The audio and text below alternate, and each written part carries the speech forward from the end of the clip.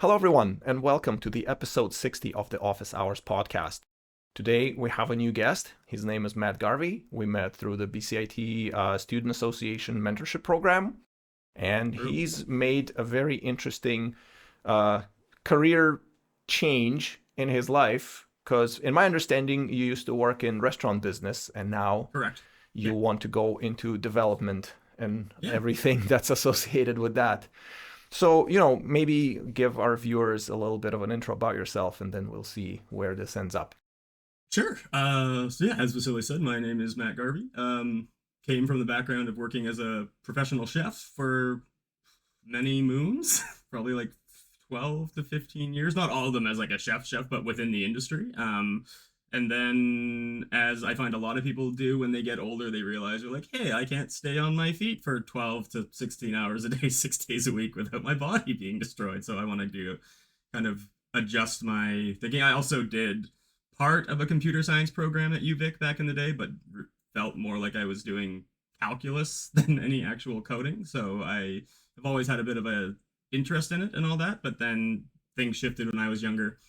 And then COVID happened, which was another big shift where it was the first time in my lifetime, but I think in probably a lot of people's lifetimes, where the government essentially said, hey, if you work in this field, you can continue working, as people who were developers or anyone who had a desk job could realistically do.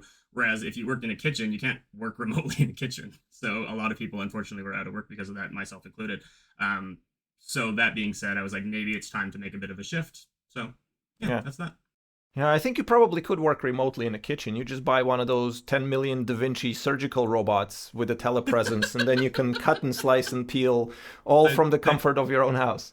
I wouldn't be surprised if someone actually sets that up at some point as being like a gimmick restaurant where, I would not be surprised at all. It's like, hey, today we have some fancy chef from Tokyo, Japan, connecting remotely via Da Vinci surgical robot, cutting your completely. Sushi. Yeah, I mean, if you charge like $10,000 a night, then it could actually fly. So there are definitely people, like if you tried to do that in like LA or New York, I guarantee you there are people who would go spend money. All right, shutting down the podcast. Be right back. Gotta go buy the Da Vinci robot. Bye, guys. Have a good one. Fair enough. So it was an interesting time because for a lot of people it was like, oh, my job security is not as secure as I've previously imagined, and just on a dime, it's like, oh, sorry, you are not allowed to make money anymore. Bye. Which was odd. And I guess if you had the previous experience with computer science, at least as a basic, then it's not like you're just completely diving off a cliff without even knowing what is awaiting you on the other side. I mean, there's a little bit of that. So how do you find it in terms of, I don't know, I imagine that having such a change at a later stage in life would be quite anxiety inducing, I would say. It is in some ways, and in other ways it isn't. Like, it is in respect to like, oh, I put so much time into this and I'm not doing that anymore. Is that like the fallacy of like sunk time, or if there's a specific name for it, I can't remember what it is. Sunk cost.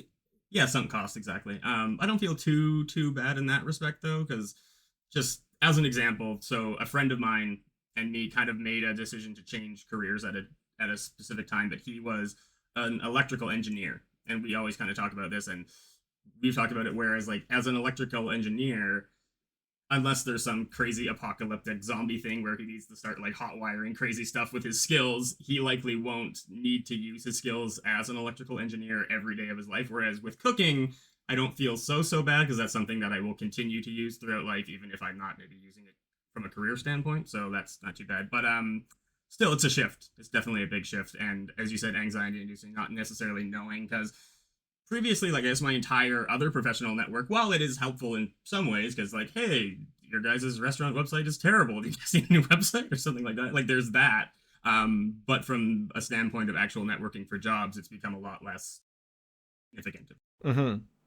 But I guess we were kind of talking about it a little bit, and there's parallels in terms of like professional work between, it's like a high pressure environment, a lot of responsibilities, a lot of self-directed sort of problem solving.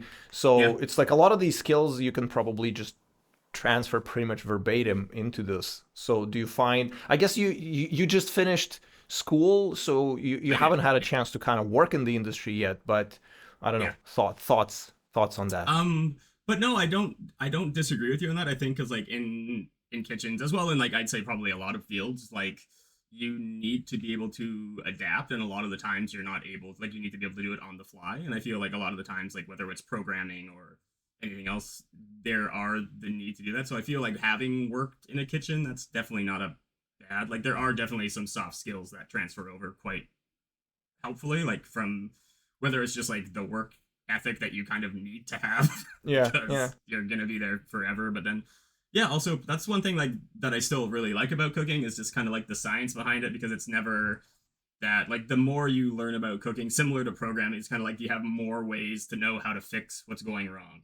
And Yeah, in a lot of ways that parallels as well. So I can kind of see those two bridging in a way. So yeah. that's actually interesting because it is Mm. very true because you have to have sort of creative problem solving skills and how you like weasel and maneuver out of interesting Exactly. situations. Yeah. And yeah, definitely, it's a pretty interesting comparison. So like the next crazy startup idea is to film the bear only about software Yeah. engineering. I don't think that's gonna fly too well because it's just a bunch Uh, of people sitting there quietly pressing yeah. buttons. There's not Well, nearly the degree of drama. exactly. I'm trying to think. It's like Silicon Valley Silicon kind of Valley, tries to do yeah. that, but it's obviously more comedic than Yeah, I think it's more comedic than in reality. In reality, yeah. it's just like hours upon hours of boring meetings where half the people are like, "Why am I even here?"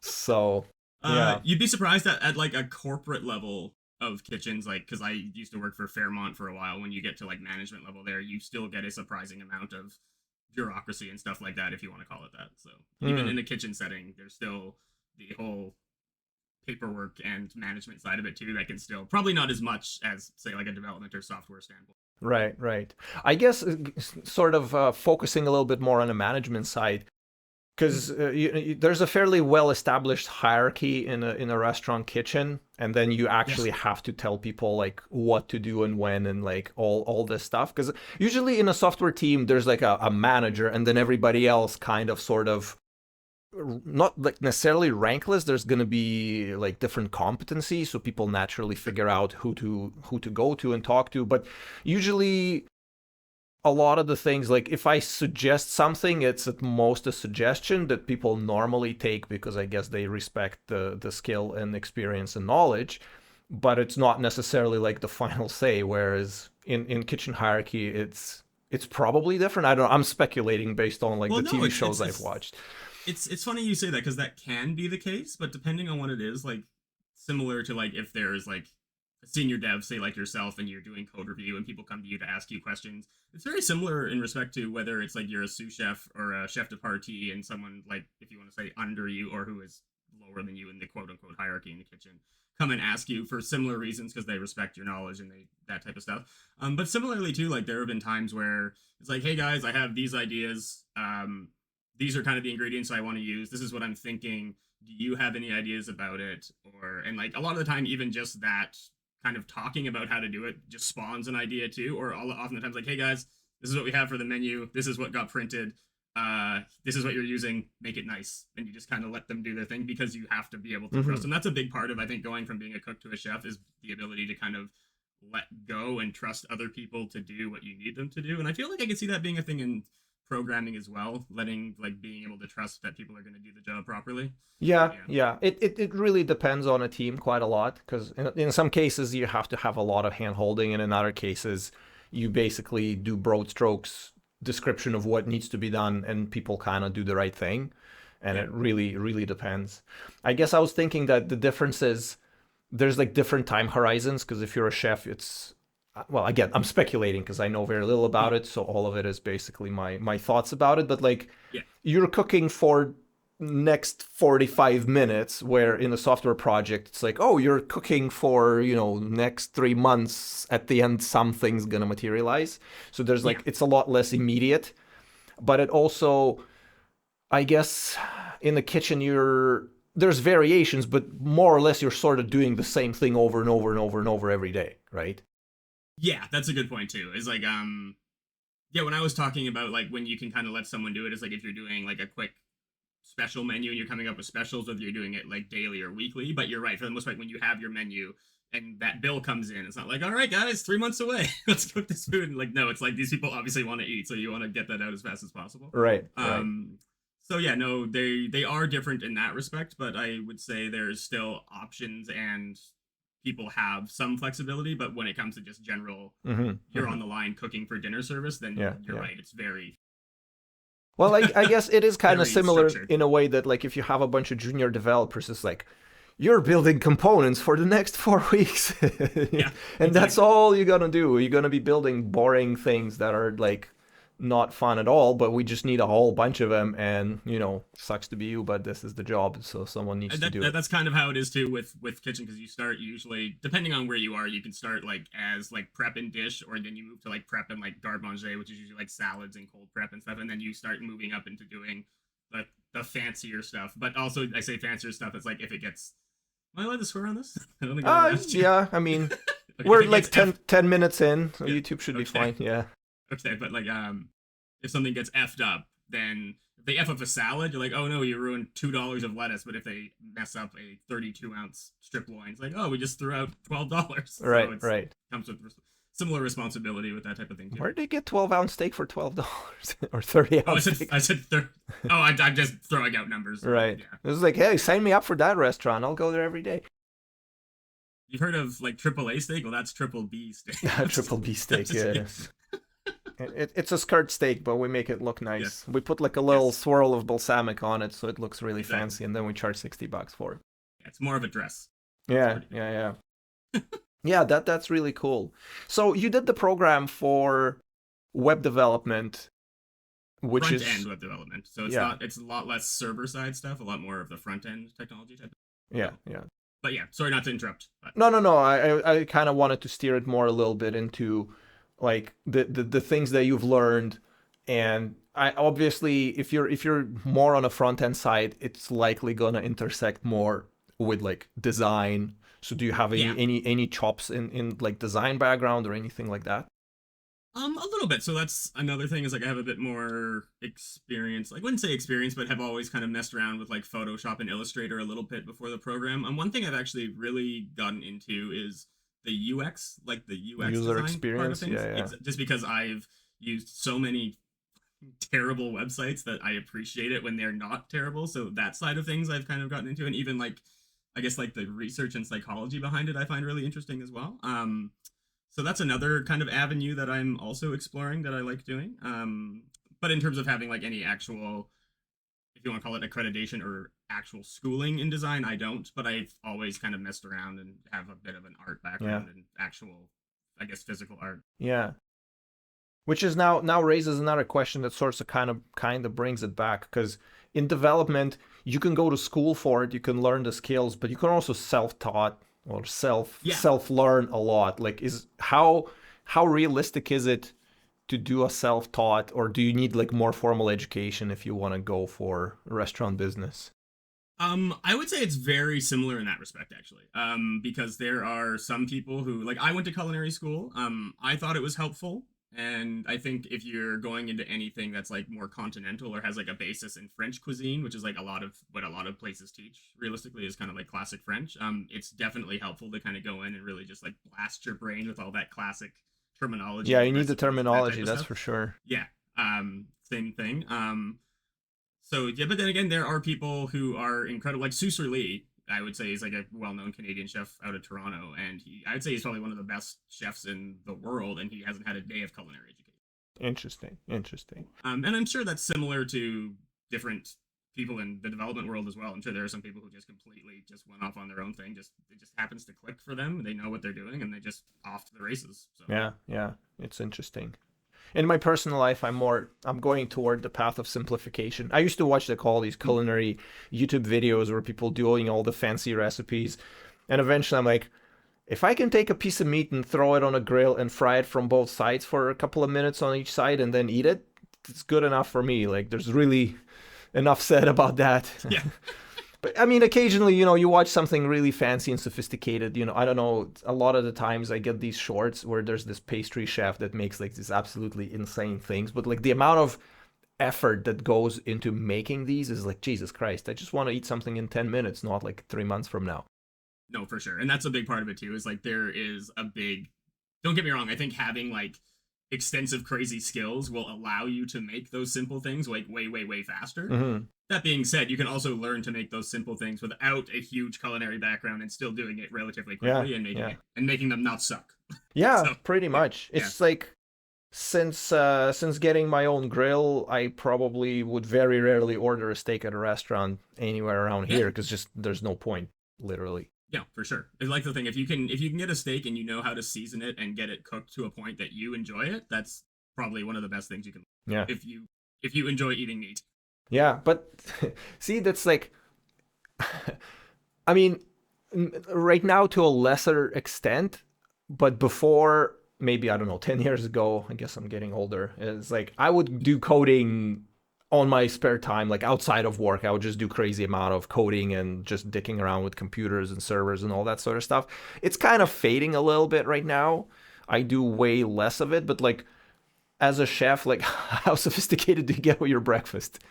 Well, it's funny you say that because like similarly for me, like I'd say probably yeah, similarly like 10 years ago, like I was the same way. Like when I was away from work, I was still just messing around, cooking, like change, like figuring out recipes, doing crazy weird. Like this is back when like I came up during like when if you want to call it like molecular gastronomy was Yeah, becoming yeah, a yeah. big thing. So I was messing around with like all that new stuff that you didn't get to see at that time in many restaurants. Right, right. So all that type of stuff and I've also backed off, but funnily enough, since I've gotten away from cooking as a career, I've actually started doing it more again in my spare time. Maybe because it doesn't feel like I'm doing just like more and more and more of it. Because that's sorry, go ahead. Yeah, no, Sorry. Yeah, I was yeah, gonna say the same thing. It's like if I wasn't working on it and I was just do if I didn't have to do it for work, I'd probably do more of it for myself because I still enjoy it. But it's yeah. just the necessity of doing it for work these days is just it's just like plenty. It's like thank you guys, Yeah. I've had enough of this, you know. But No, man, I when I totally just get that. graduated, it was just 24/7, just like oh my god, more, you know. Yeah, and that's kind of where I'm at. As you're aware, I've had some family stuff I've been doing, but I'm hoping to just like obviously because the job hunt has been what it is. We don't have to get into it.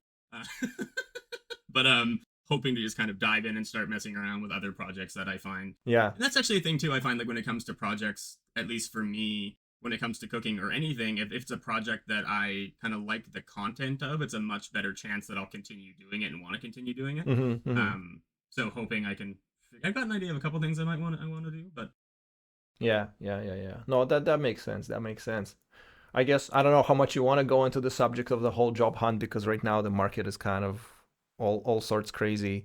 Like I yeah, don't even know what is happening in terms of looking for jobs at like a more junior level, but yeah. even at a senior level, I myself would be like, oh man, the things I would have to do in order to get a new job these days, it's the prospect is not exactly exciting.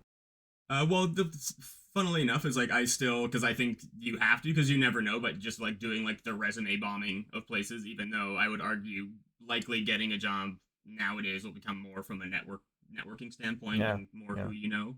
Um, and so actually similar advice to what you do me, like I or gave me, I try to go to meetups in town, whether it's a developer or design side of things, just to meet people, that type of stuff, and then also, I think me and you also kind of talked about this, but I think I'm going to try and maybe do a little bit of freelance work first just to kind of get some more portfolio pieces before that. Because I Hmm. could see with there being so many, not even junior developers, but I guess like if you want to call them intermediate developers that Yeah, are still applying for junior roles, why would you hire a straight out of school junior when you have actual experience with yeah, people who are yeah, still looking yeah. for work, The right? So, like just at the cusp of COVID, the market kind of turned their face toward developers and away from the employers. But now it's like firmly, you know, it's staring you right in the face on the other end.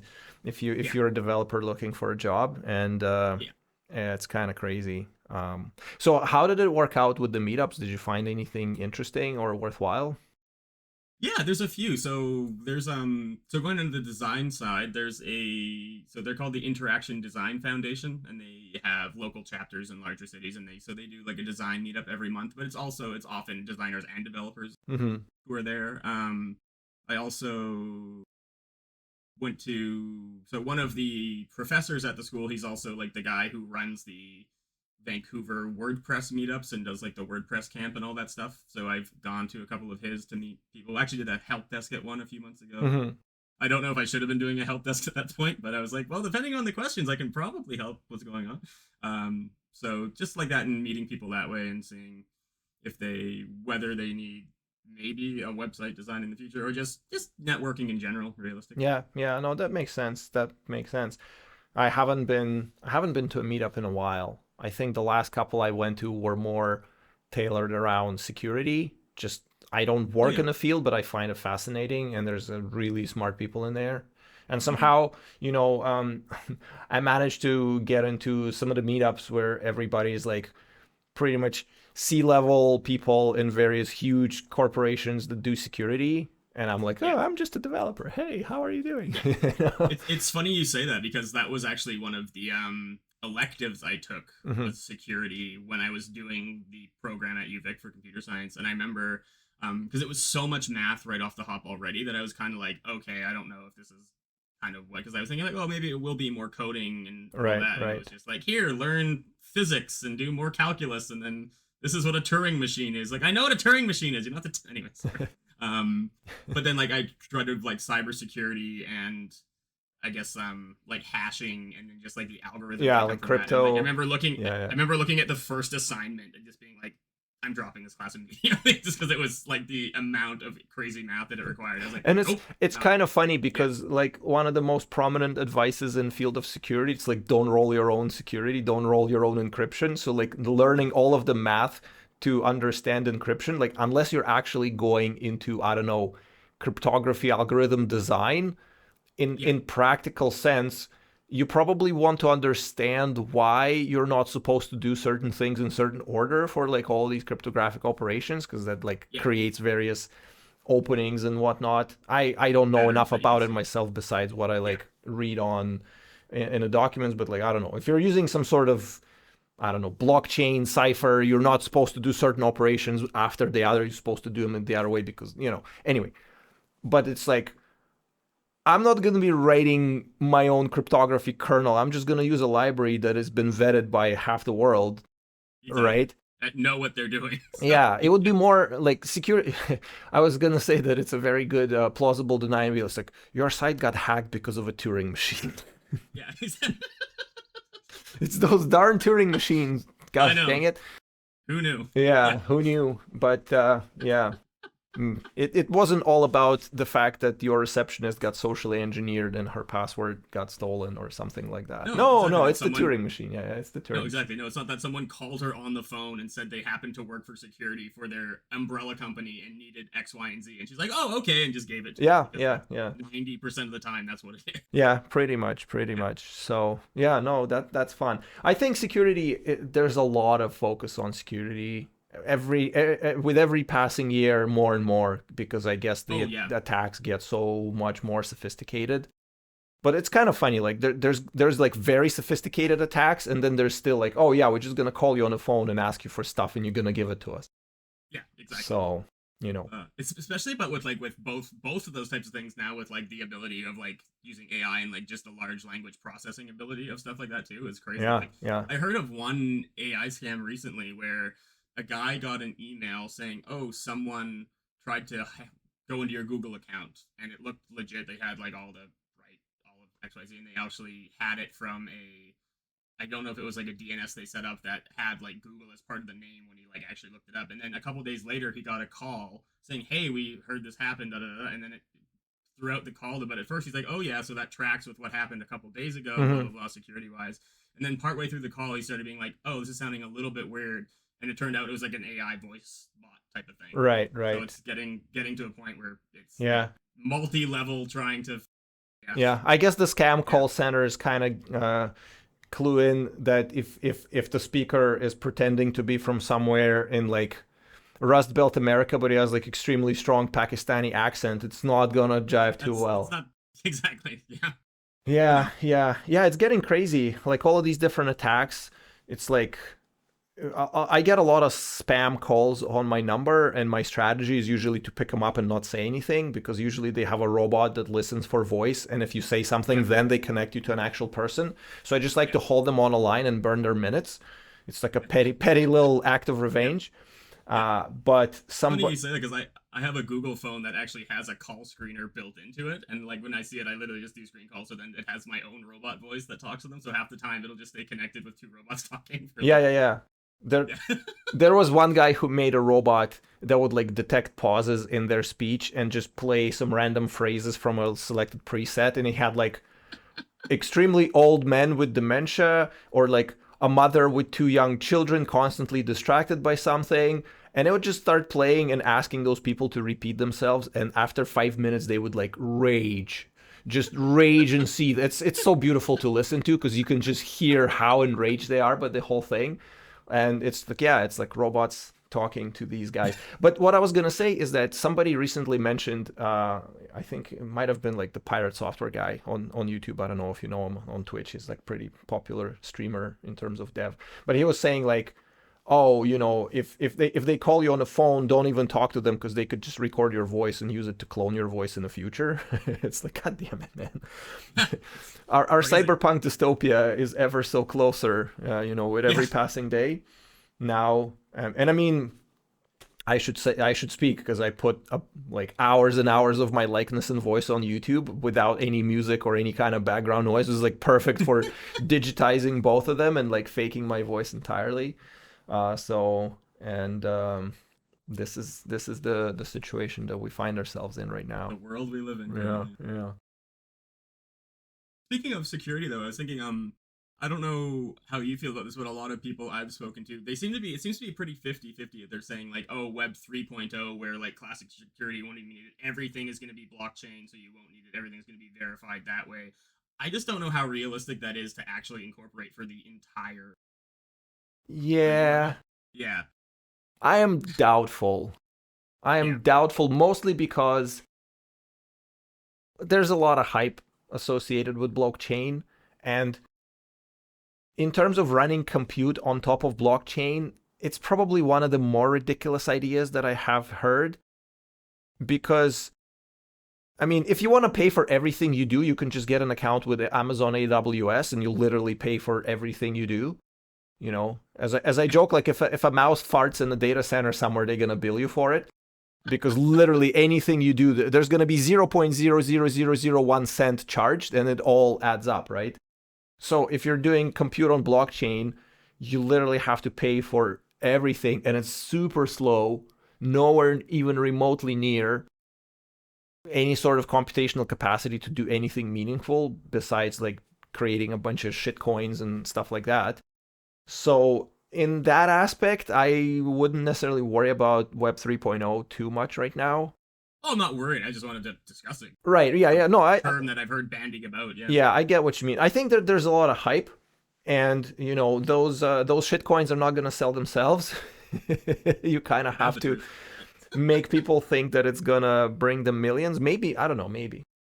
But right now, I'm pretty skeptical. I think that the classic security, there's like so many things. Like if you talk to security people who actually do security every day, uh, you know, they are so frustrated with the state of affairs because security is like it only gets money after something happened. It's one of the things. It's very reactive Reactive. as It's opposed to extremely proactive. Yeah, reactive, yeah. And yeah, then yeah, there's a lot of like just ticking off the check boxes, especially for corporate stuff, because a lot of it is driven, in a lot of ways, a lot of it is driven by compliance. It's yeah. like, oh, you have to have this, this, and that. And it's like, well, we put this, this, and that. Check, check, check, check, check. Is it actually protecting you from threats?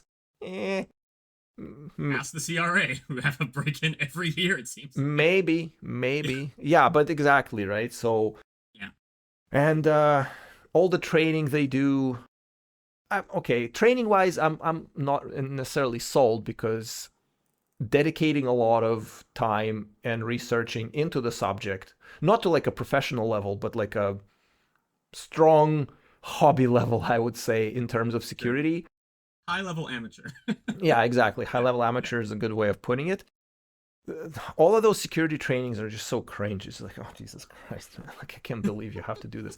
Or those fake phishing emails that they send that are so obviously fake. Like I haven't seen one creative phishing email where I would almost be prompted to click on it. Neither have I. It's like I'm like, how did this get okayed? it's Like, like you thought this was gonna be the one that does it? Like, seriously? yeah, pretty much. It's just so crudely done, but it checks off the checkbox. It's like, yeah, we ran a test on our organization and nobody. And I mean, maybe the fact is that a lot of people who are not developers, they're not engineers. It's like support staff or marketing or something. Maybe they do not know what to look for and they would click on it and they do get caught by it and then they have to do the embarrassing security training if they manage to do that. So maybe it's serving the purpose. And I think if you think about, now that I think about it a little bit more, it's like the C-suite who are not engineers are probably also don't know how to recognize these attacks. But if I get trapped by it, it's going to be some fallout because, I have some credentials on my machine that give access to various systems. That's bad. But I don't have access to the company's bank account, and the CEO does. So if he gets caught in that honeypot, maybe that's a good thing. So, yeah, I don't know. That's a good point. It is, It's yeah. funny you say that because as we were discussing it, outside of like a professional standpoint, I was just thinking about like how it's actually a constant worry that my brother and I have about our dad because he goes on the computer. He unfortunately has a head injury of his own, not to like any big extent, but like I remember one time when I was still back in Victoria, I just happened to be around the house, and I heard him on the phone saying, and I heard him say, well, if you're Microsoft, you should know what kind of version of Windows I'm running. I'm like, hey, Dad, who are you talking to? And because of that, it was an email that he got from Microsoft that Right. said X, Y, and Z. And because he just has so little wherewithal when it comes to technology and stuff, he's just clicking on through. So, yeah. Yeah. Yeah. That's also a generational thing, I think. It is. It is in Yeah. a lot of ways. And it's kind of funny. There's this fairly recent movie with Jason Statham playing Jason Statham called Beekeeper, where he's like some Oh, I've gone through that, but I've always like, what the hell could that be about? I've never so watched so it. But he's yeah. like some guy who's working for some secret organization, blah blah blah blah blah, and then somebody gets actually like phone scammed out of all of their money, and he Yeah. exacts revenge with explosions and fights and everything. It's quite spectacular. It's not a bad movie. It's very cheesy, but it's good fun. But it's interesting that the portrayal of how like a scam call center runs and how they actually scam people out of their money was very accurate, which I thought was really good because they didn't like really bullshit about it. So, if you want to have an hour and a half of mindless fun with Jason Statham beating up a bunch of guys and blowing shit up, Who doesn't? and also learn about how scam call centers work, you can watch that movie and be entertained and educated at the same time. So there you go. Cool. That might be on my list for the weekend. So thank you. Yeah, but yeah, I Yeah. think I think that more people have to understand how these things work. And again, even the companies, because a lot of the vectors for these scam attacks, okay, like, it's impossible to get rid of scam emails and scam phone calls, but the main medium of money exchange is gift cards. Yeah. And besides a cursory, hey, if somebody's asking for gift cards, ask why, blah, blah, blah, with like a tiny little sticker that's on a cashier's glass thing among like 50 other stickers, like they covered their ass. It's like, oh, well, we have a sticker saying that if they're being scammed through gift cards, they shouldn't have done that, right? It's like, well, thanks, right? So there's like a lot of complicity in the middle of that chain where they could potentially do something about it, but they just choose not to. And besides, they get their commission on those gift cards anyway. So it's like, you know, Yeah. No, I know.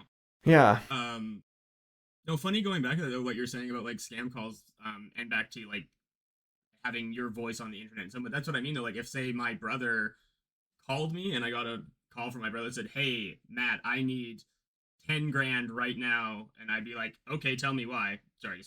yeah, Fix it. Um, then also when they're like, "Okay, I need 10 grand in gift cards," I'd be like, "Okay, this is obviously weird." But or if they like tried to give me like an account number, that I would probably immediately try and contact me. Like, "Are you actually asking me for $10,000 right now?" But if someone in my family close up called me and it was their voice on the phone hmm and said, or if "Hey, they're I need called X, your Y, and dad. Z," yeah, exactly. Well, my dad would be. Luckily, he probably wouldn't know how to transfer anyone money anyway. but Right, right, there's definitely a pause that I would have that I probably need to do a bit more checking than just immediately not opening the email or right. not answering. But that is kind of like the habit of the new age. You sort of Mhm. need to cultivate it from early on. Right now, I talked to my cousin. He's like turning 15 in a couple of months.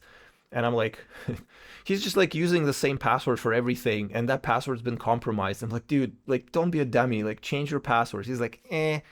And I'm like, oh, Jesus. I kind of feel like there was like this sort of, you know, computer illiterate generation because there were no computers for most part. So that's completely excusable.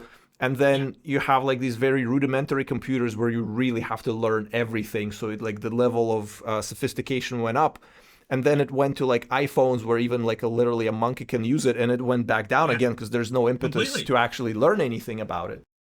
It's funny you say that because I actually know something like I like younger people or I say kids, but they're not kids. They're honestly like in their late teens and 20s realistically. But like everything has become so easy to use that you don't have, like you're saying, you don't have that knowledge of how it works behind it. So it's just like, oh, it's just easy. I'll just put everything in. Everything's saved to my phone. I don't have a password on this X, Y, or Z. I click And OK on then every pop up I see. exactly, and then but then someone gets access to that one thing, and then your entire life is Yeah. just open. Yeah, it's Yeah, crazy. pretty much. Pretty much. Yeah, it's crazy. It's crazy. So, yeah, protect yourself out there, kids and not so Exactly. kids. Yeah, it's Yeah. it Everyone, protect yourself. everyone. You get protected. You get protected. Well, not nobody actually gets protected unless you do something about it, and it's really hard. Yeah. And yeah, it in a lot of ways it also like it needs to introduce enough friction so that you cannot do like impulse things. Yeah, that's a good point. It's like it's so weird, you know, it's kind of like the waiting period for firearm sales. It's like it's annoying Yeah, where you have a legitimate need to purchase it and you don't want to wait 3 days, but if something bad has happened, you'd be glad that those 3 days were there for for for sure. something to happen in between, right? I Yeah. was recently like I was using my girlfriend's old iPhone and I set it up and then she needed it for something else and I'm not like actively using it. I'm still sticking with like with my Android phone. And I'm like, okay, well, I'll just disconnect my account from it and give it to the person who needed it more. And then I go in and it's like, oh, you actually have to wait for an hour before we can remove it.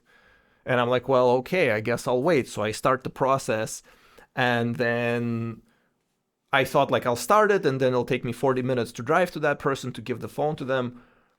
And then I ended up leaving a little bit later. So by the time I got there, it's been more than an hour. And it's like, oh, you have to wait for an hour again. I'm like, oh, God damn it. Because I didn't press the button in time. But I imagine Jesus like if Christ. your phone gets like stolen or something, you'd probably be pretty happy that that was there so they couldn't just Oh immediately yeah, take over everything, right? for sure. So but in a lot of ways, the newer generations they don't have that patience. It's No, immediately frustrating if they have to wait for more than like 15 milliseconds for something, and so yeah, it's gotta get that dopamine. That's it. It's just yeah, it's like nonstop. yeah. That treadmill never ends. Good work, TikTok. You did your job. Yeah. I don't know how we got here from cuisine and all of the Neither things, do I. but the path we took was meandering. But I guess in terms of your plans, now you can focus on the job hunt a little bit more, and I wish you all the best of luck with it You. in these trying times. So yeah, it would be interesting to maybe catch up sometime after when you can kind of give your experiences about Sure. what you thought it would be like and what it is like and all of the things related to that. I think I think that that's a good it idea. would be quite interesting, just sort of uh, outside Why not? looking in. Yeah, yeah, Yeah, completely. No, I'm super down for that. Um, yeah. Are we good for today then? Is that the plan? yeah. I think that's the plan. I think it Yeah, it went sounds good. well. Yeah. So Yeah, me too. thanks so much. Thanks so much, Matt. We'll continue our mentorship thing behind the scenes. I guess maybe we can talk a little bit about that to kind of give the Sure. shout out to all the cool people at BCIT Student Association that like organize these mentorship things for Definitely. students. If I ever get to a point where I'm a good enough developer to pay it forward, I will likely be doing it because you have been so helpful to me. So thank you. Yeah, Yeah, no, that's yeah. that's kind of the idea too, and it's funny because last during like the evening or I guess the dinner that we met first time, which was Mm-hmm. like the intro session, the people from the student association were like, hey, can you find other developers to kind of come in and mentor because we're having a lot of trouble finding people for this specific program? And I'm like, well, no doubt they're all like antisocial introverts who don't want to deal with people, so no wonder. So like if you're a developer and you have an ability to join your alma mater's program, they probably have something similar whichever school you go to. I mean, we went Mm-hmm. to BCIT, but I'm pretty sure SFU, UVic, like UBC, like all of them must have something of that nature. I So would imagine so. yeah, I'd be surprised if they didn't. Yeah. yeah. So do that, help them out. They're struggling for non-antisocial, non-introverted developers. So even if you are antisocial and introverted, you know, you can put it aside for like a couple hours every month. You know, it's not that big a deal. Not as I say this being like a what I've recently because I've always used to refer to myself as an extroverted introvert. Like I enjoy people's company, but there's always at a point where I'm just like, okay, I need to go home and just kind of be by myself. Yeah, yeah. But apparently, an ambivert isn't actually a word, which means you're actually an in between of both. I, I, Apparently, I think I that's what think I that am. that's just some internet self-diagnosis thing. I think that's horseshit. It's possible. It's like I like people when I like people, and then I don't like people when I don't like them. Good job, you figured it out. But yeah, I'm in exactly Yeah, same spot. I like I can definitely hang out in large groups of people, but at some point in time, I'm like, okay, I need to go be by myself to sort of recharge because it is yeah, it is a little bit draining. Because I think for a lot of people, they think like, oh, if you're an introvert, you just like, like vampire to yeah. the sun Exactly. or the cross, you just like Yeah, slink into the shadows. But no, it's not you're just really about constantly like that. looking out from behind. Yeah, you just always looking for. It's like, okay, well, time to go now. It's like, but it's been 5 minutes. Time to go now. Yeah. And to be fair, I actually do have a couple of friends who are like that, and they are like the extreme spectrum of introversion, where it's Hmm. like pulling teeth to get them to even come out to like, hey, it's this person's combined birthday slash wedding slash parents' 100-year anniversary. We're doing this mega party, and everyone's gonna be there. Like, yeah, maybe I'll show up because they just don't want to be there. But it's like Yeah, just yeah, so yeah. Anyway, yeah. but not everyone's like that. Not If they're an everyone's like introvert, that. not Yeah, everyone is. Yeah, and I, just I, I naturally think that hiding. the new crop of developers are to a lesser extent exhibiting those uh, tendencies. I would say. Yeah, I think 20 years ago you needed to be a nerd in order to enjoy that hobby, sure. but now it's less about that. I think overall. So. Well, that's actually one thing. Now I know we said we were kind of wrapping up, but I was actually thinking about from like almost like a project management point because I actually ended up being like project manager, if you want to call it that, for pretty much every project I had through school. Just, but I think because of the going back to the culinary thing, because like that's kind of what you do in a kitchen. Hmm. You're essentially managing, making sure everything is running the way it is, and I didn't necessarily see that parallel until I started doing it. I Hmm. guess if that makes Hmm. sense. Yeah, So no, I think yeah. because ultimately stuff needs to get done, and Mhm. if not me, then who, and if not now, then when type Yeah, situation, right? pretty much. And but the thing is that not everybody would sort of step up for that because it is a different skill set and it's a different mental model of interacting with people. So for me, I guess I would prefer technical stuff more.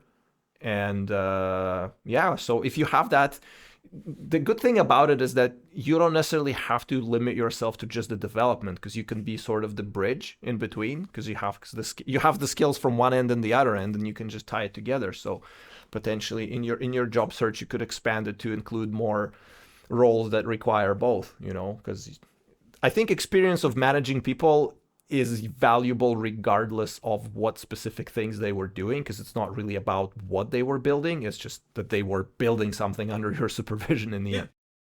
no, pretty much. Yeah.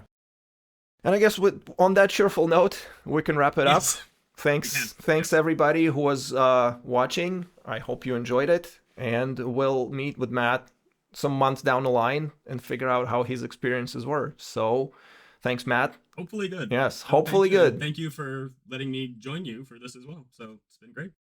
All right, you're very welcome. And everybody who's watching, thank you as well. We'll see you in the next one. Have a good one and good day. Bye bye.